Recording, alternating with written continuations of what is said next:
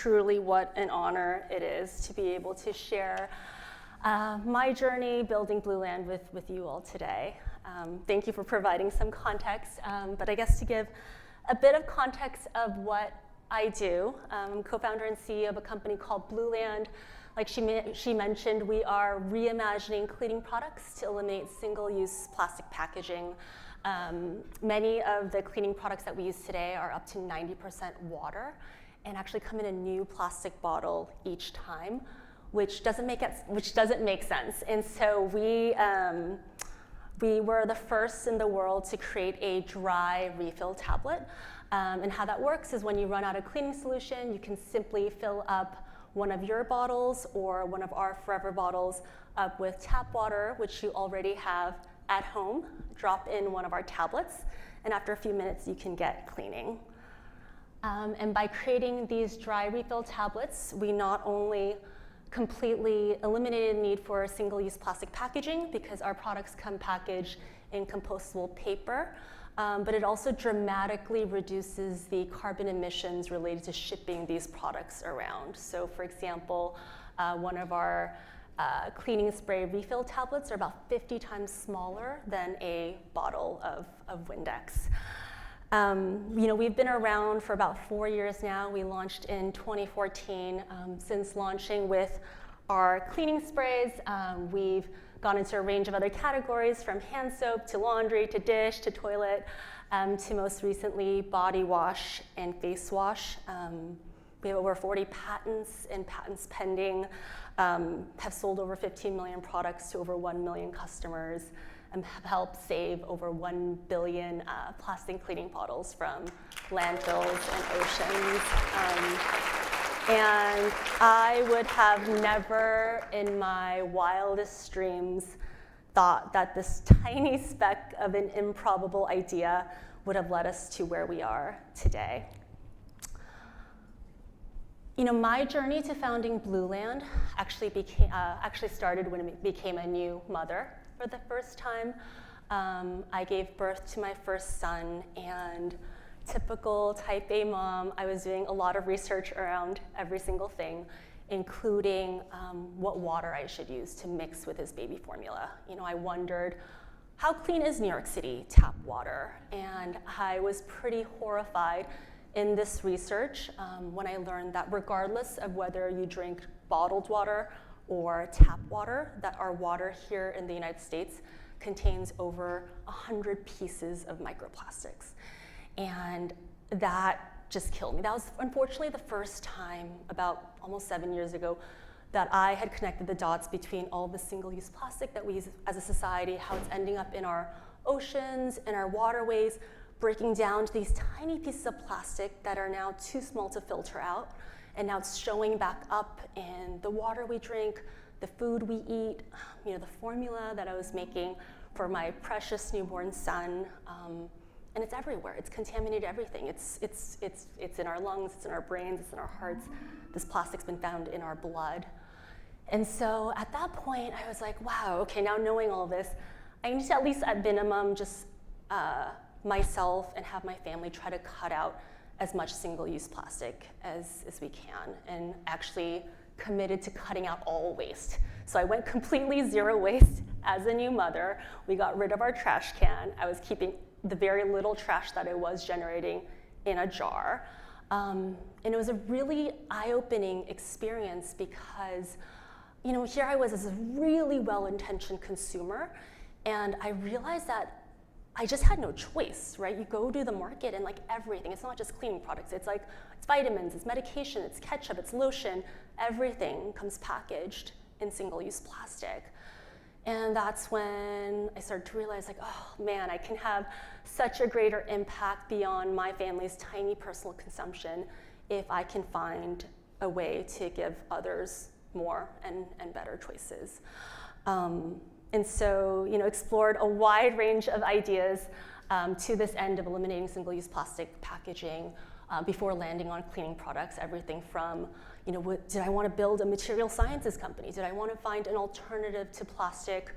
To, one of the first products that I played around with was toothpaste tablets, dry toothpaste tablets, because toothpaste tubes are still today typically not recyclable because it's a plastic aluminum blend. And actually there are many women in this audience who were early guinea pigs for my toothpaste tablets, and thank you for making it resoundingly clear that you do not want to chew your toothpaste, because I think that saved me from a longer, more painful journey with a lot less impact.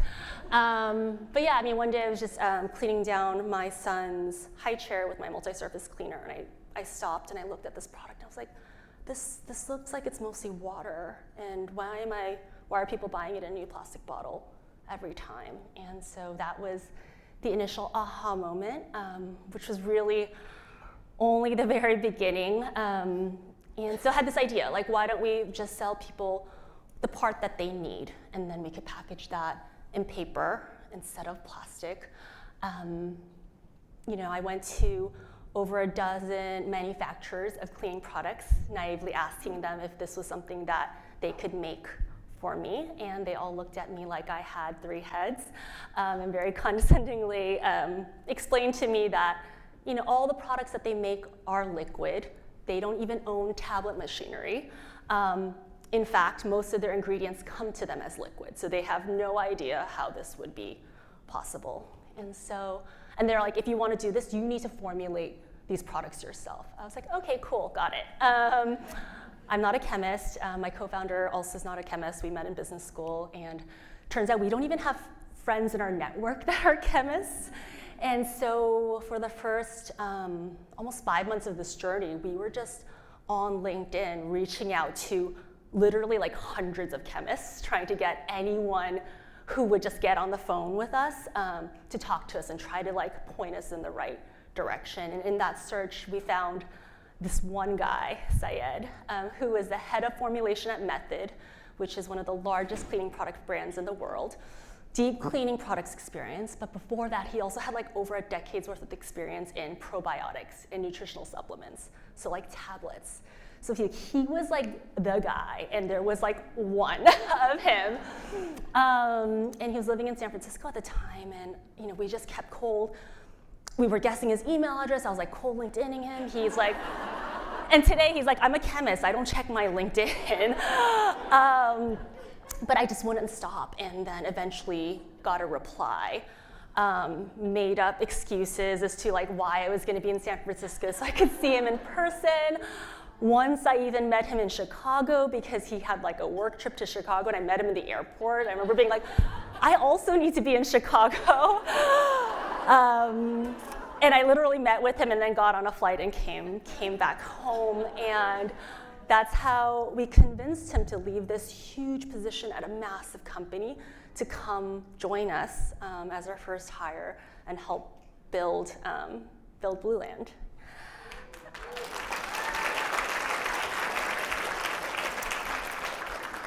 And I think this is just one example of the countless, hundreds of things that have been hard. I think every step of this journey has been hard, but definitely serves as a reminder to me, and hopefully all of you, that never estimate a woman, and certainly a mother on a mission.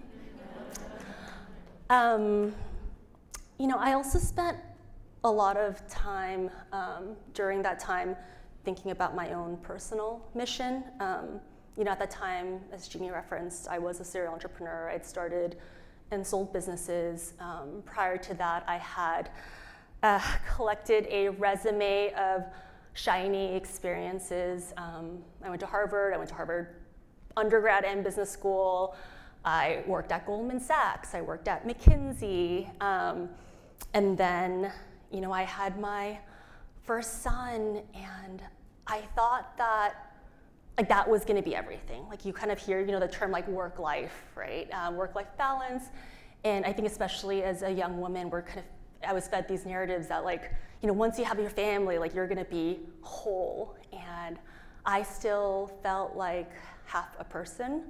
And it wasn't until I found my own personal mission that I felt whole. And my own mission upon all that reflection was, I really want to make it easy for everyone to make more sustainable choices. And that is ultimately what became Blueland's mission statement today as well. And I think there's a lot that's packed into here. Obviously, it's through our products. We aim to make our products effective and money-saving and easy to use, because that's important in terms of making it easy for people to make more sustainable choices. But our mission goes so far beyond that. I am so deeply excited about empowering, inspiring, and educating people to make more sustainable choices across their lifestyle. I feel like I, to a fault, probably spend more time there than thinking about cleaning products. I mean, if you look at our Instagram or if you get our emails, we spend a lot of time there trying to encourage people to be more sustainable. But it goes beyond that as well. I mean, it's not lost on me that as individuals, our own personal impact, it's infinitesimally, it's very small. It's very, very small. The much bigger levers are businesses and it's government. On the business side, I am so excited about how we can use business as a force for good. How do we set a higher standard for businesses and industries? How do we make it look so good as a business to do the right thing that other businesses want to do it? How do we educate consumers to expect and demand more from the businesses that they purchase with? But also government. I'm also very passionate about changing laws and policies, because that is, as Lena mentioned, the way that Blueland can achieve all these things that we want to do. Instead of trying to inspire companies to do the right thing, instead of trying to educate consumers to make better choices, a law can fine or tax companies for not using recyclable and reusable materials. And on the consumer side as well, we've seen so many countries, like UK, all of the EU, Taiwan, Thailand, Canada, all institute very broad, wide-reaching bans on single-use plastics. So that's a lot more direct way to get to where I believe we need to go. And giving back for me when starting Blueland really was baked in from the start. I didn't want to build a for-profit business that then gave on the side. I didn't want to be a business that was using low quality unrecyclable materials and then paying some company to pull plastic out of the ocean. That's sometimes what CSR or corporate social responsibility can feel like, and I really wanted to build a responsible social corporation. And I think CEOs and founders today, need to have the courage to not just be maximizing profits, to not bring profits immediately to the bottom line or return everything to their shareholders or themselves, but manage the flexibility that they have. It's not about profits, or it shouldn't be, and sometimes you do make a little bit less to do the right thing or to build the future that you want to live in.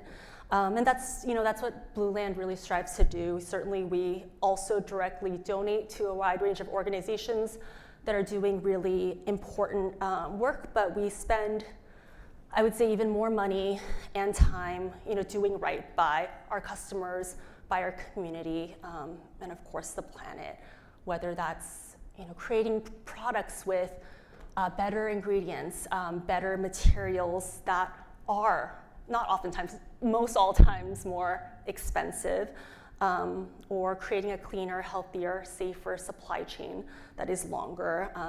Converting our manufacturers to solar, we're installing solar panels on the roofs of our manufacturers.